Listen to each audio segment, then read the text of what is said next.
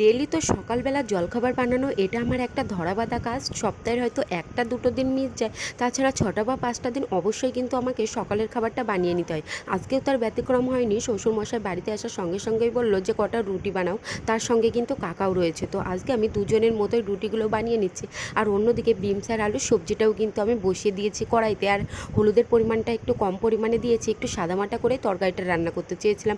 তো যাই হোক, যেরকমটা ভেবেছিলাম সেরকমটাই হয়েছে। আর অন্যদিকে আমি আটাটা বেশ ভালো করে মেখে নিয়ে রুটিগুলো বেলে একটা থালায় আমি রেখে নিলাম। তরকারিটা আগে বানিয়ে নিয়েছি, তারপরে যাতে রুটিগুলো ছেঁকে নিতে পারি আর তারা যাতে গরম গরম খেতে পারে, এর জন্যই হচ্ছে তরকারিটা আগে বানিয়ে সবার লাস্টে কিন্তু আমি রুটিগুলো বানিয়ে নিচ্ছি।